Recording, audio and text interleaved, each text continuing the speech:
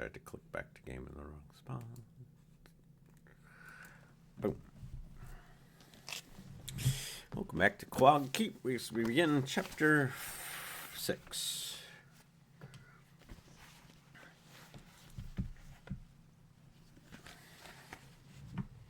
Twilight, dim, drew a dark curtain without.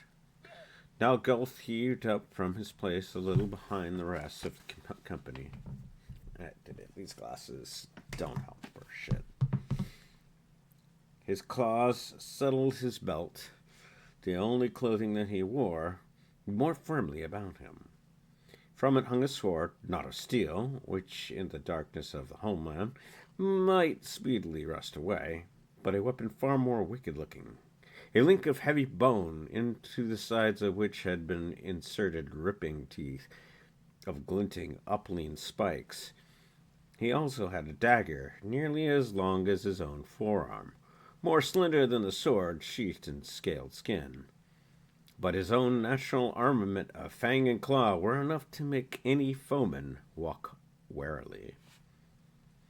Now he hissed out in common speech, "I guard." Nail half-heaved himself up as if to protest the lizard man's calm assumption of that duty.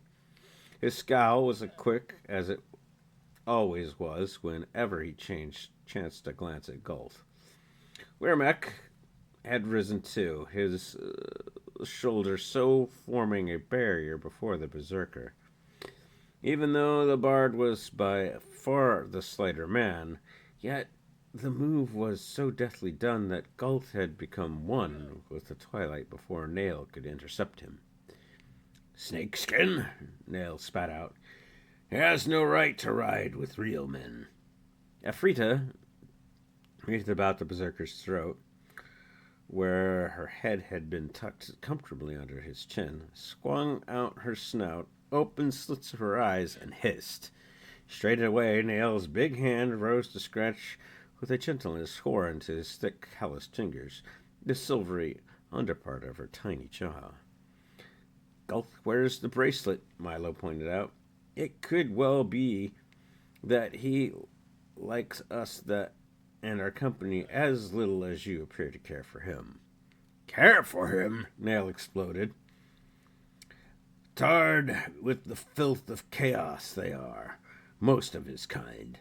My shield brother was dragged down and torn to pieces by such half a year ago, when we ventured into the Troyland swamps. That was a bad business, and I am like never to forget the stink of it. What if he does not wear the bracelet? The Lizardfolk claims to be neutral, but it is well known they incline to chaos rather than the law." "Perhaps," Yvel said, "they find their species do not get an open-handed reception from us. However, Milo is right. Gulf wears the bracelet. Through that, he is one of us. Also, the Gaius holds him." "I do not like that or him," Nail grumbled. Weirmek laughed. "As you have made quite plain, Berserker, yet you are not wholly averse to all of the scaled kind, or you would not have Afrita with you." Nail's big hand covered part of the small flying reptile, as if the bard had threatened her in some manner. "That is different. Afrita, you not yet know this well. She can be eyes, yes, and ears for any man." "Then, if you trust her, but not Gulf," Milo suggested, "why not set her also to watch? Let the guard have a guard." Weirmak's laugh was hearty. "Common logic well stated, comrade. I would suggest we cease to exercise our smaller fears and suspicions and let Dev Dean get on with what he would do. The learning of what kind of force our comrade here has wedded to his hands."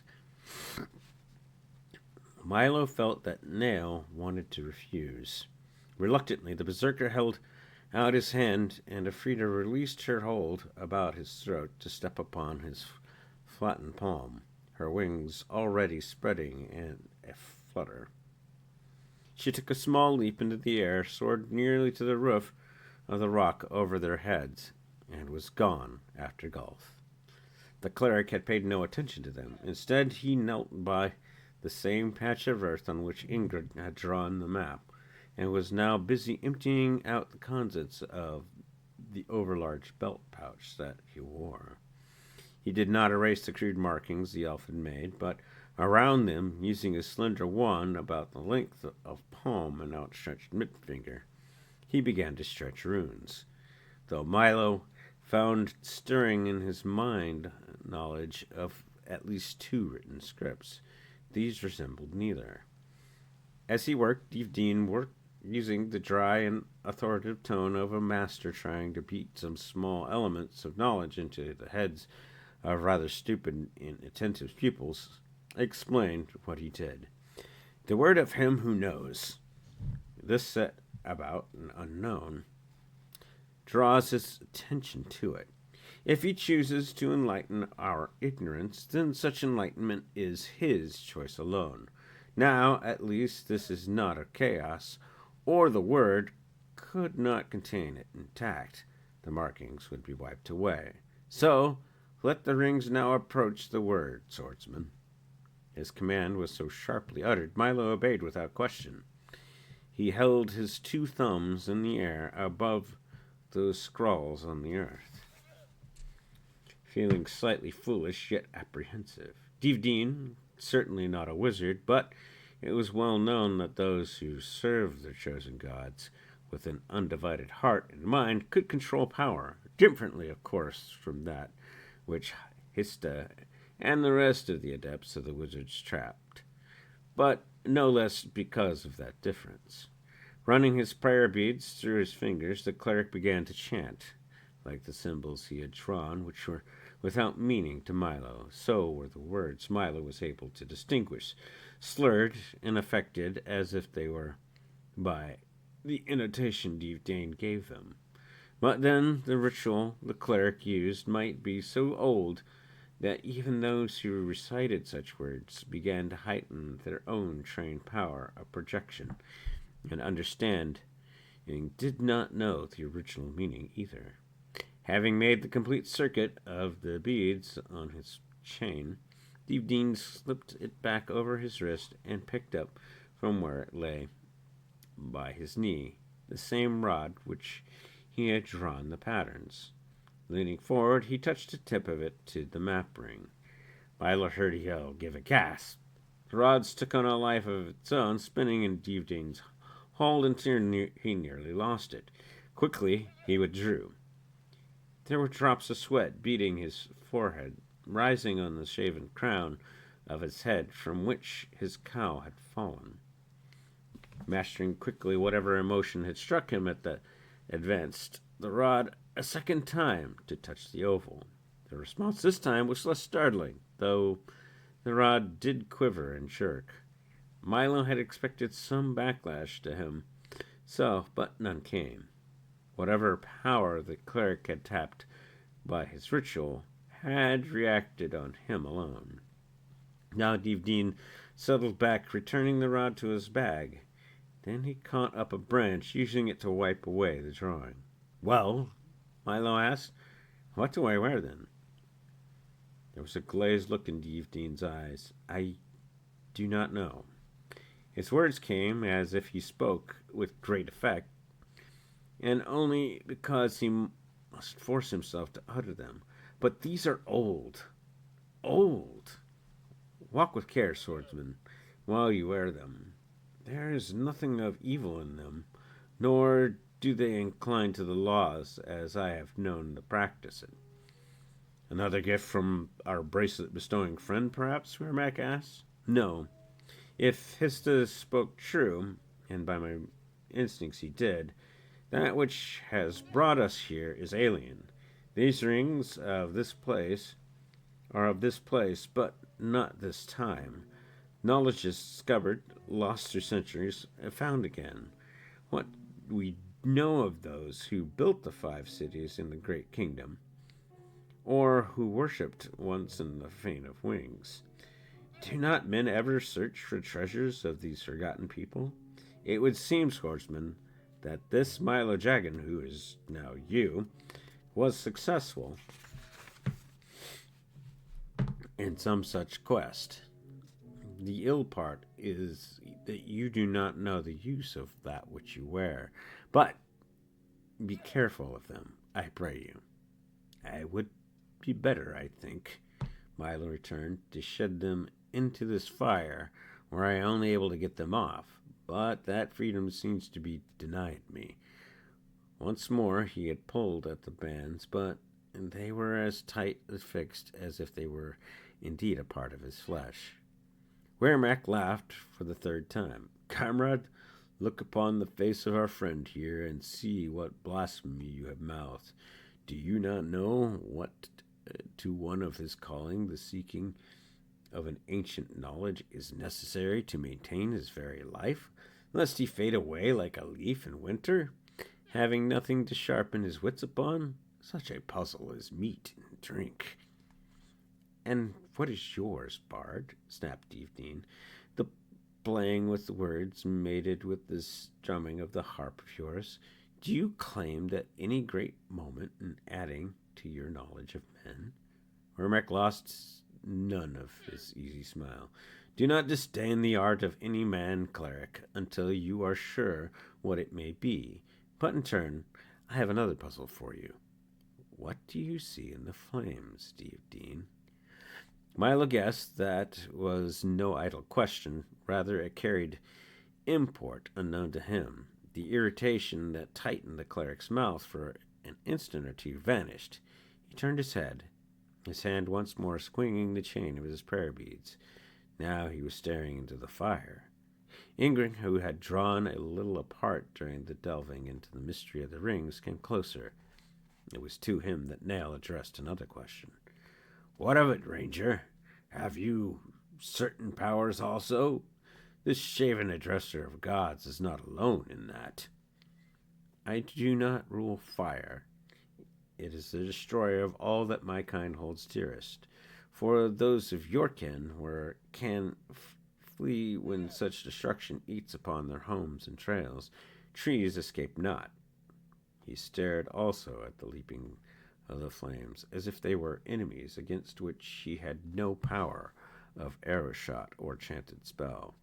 Devdeen continued to stare at the flames, as intent as he had been moments earlier when he attempted to use his knowledge of wand and rune. What? Began Milo at a loss. Weirmac raised a finger to his lips in warning to be silent. They come. Devdeen's tone was hardly above a mutter. How many? Weirmac subdued his own voice. His smile vanished. There was an alertness about him, no kin to his usual lazy acceptance of life. 3. 2 only who can be read, for they have with them a worker of power. Him I perceive only as a blackness. They are of chaos? Weirmac asked. A shadow of impatience crept back into the cleric's voice. They are of those who can be either, but I do not see any familiar dark cloaking them. How far behind? Milo tried to keep his voice as low and toneless as Weirmac's. His body was tense. Their mounts along the river. Gulf was those men a good guard? A day, maybe a little less, to measure the march between us. To travel light, no extra mounts.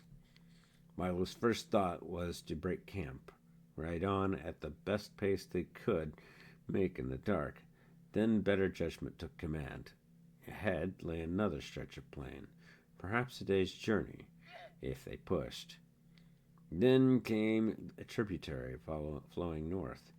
There was a second dry march after that, before the third stream, which was the one they sought, leading as it did into the mountains, enough below Jupf so that they might avoid any brush with the fighting there.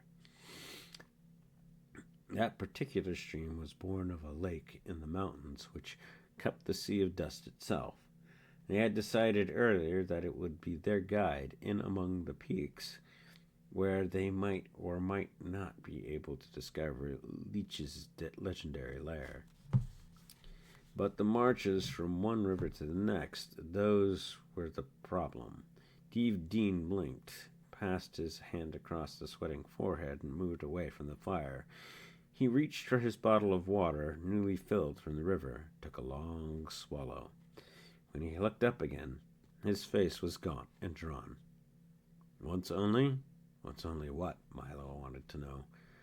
Once only can he scry for us, Urmak explained. Perhaps it was foolish to waste. No, I do not believe it is wasted. Our protecting wall of illusion is exhausted.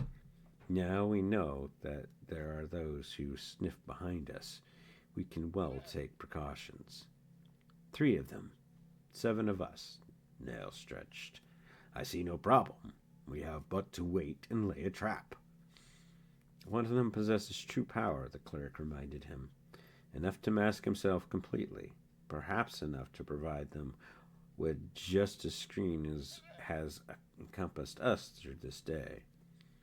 But he cannot draw upon that forever, Yavel spoke for the first time. There's a limit to all that, but a true adept can accomplish. Is he an adept? And we'll find out that next time. I'll see you guys in the near future, and thank you for listening.